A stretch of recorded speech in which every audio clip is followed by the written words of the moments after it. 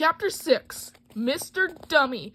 Beaver Scouting was no fun. While we were waiting for Miss Blake to show up for our next meeting, we were all grumbling. I thought we were going to decorate pumpkins and make popsicle sticks, snowman ornaments, said Alexia.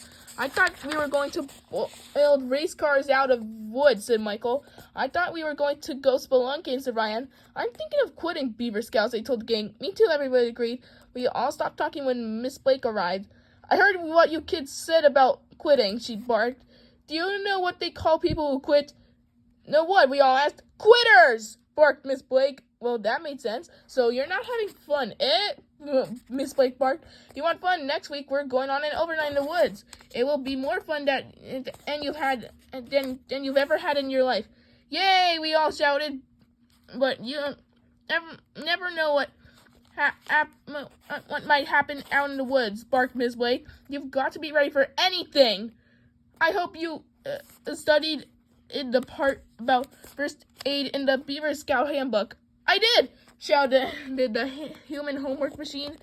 I also took a life-saving class after school. When I get older, I'm going to get a job as a lifeguard.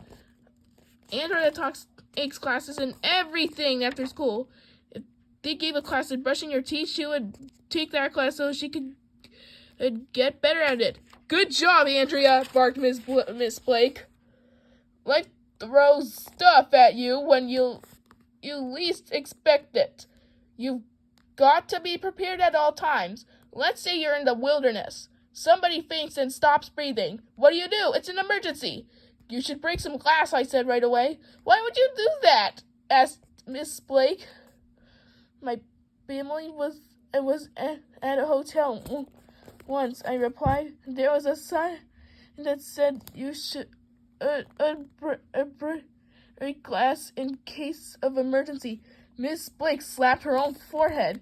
If you can't breathe, you should call 911, said Neil. You're in the wilderness, barked Miss Blake. There's no time to call 911, and you probably don't have cell phone service anyway. The correct answer is that you should give that person mouth-to-mouth resuscitation. Oh no, not that. I see mouth-to-mouth resuscitation. It looks a lot like kissing. Miss Blake went to the closet and dragged out a big mannequin.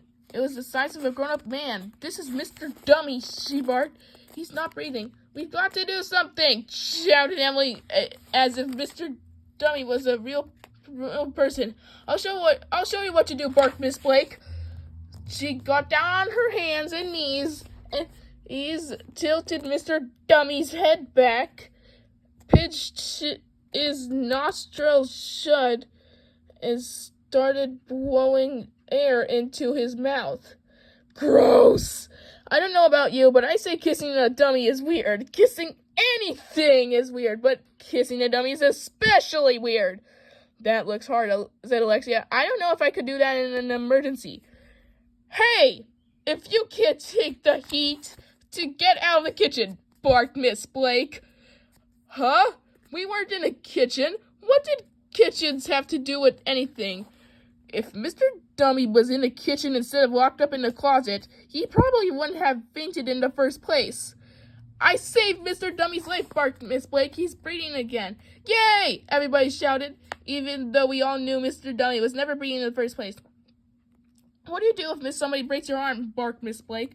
Kiss the boo-boo and put a Band-Aid on it? Emily guessed. No, barked Miss Blake. What do you do if a tray falls on somebody's head and knocks them unconscious?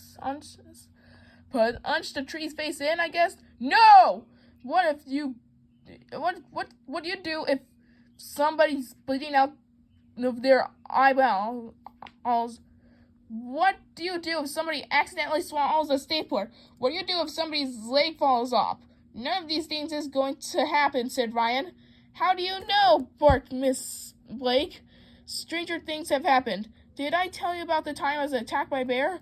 Yes, we all are fine. You punched its face in.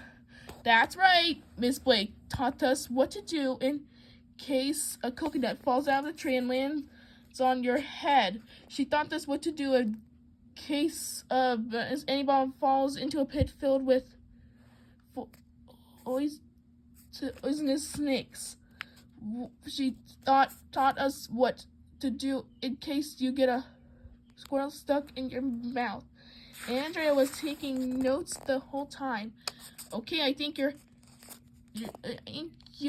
kids are prepared for our overnight, barked Miss Blake. I will see you in the school parking lot Saturday at 1 o'clock. Don't be late. That's when then we all got on the floor and did the beaver growl.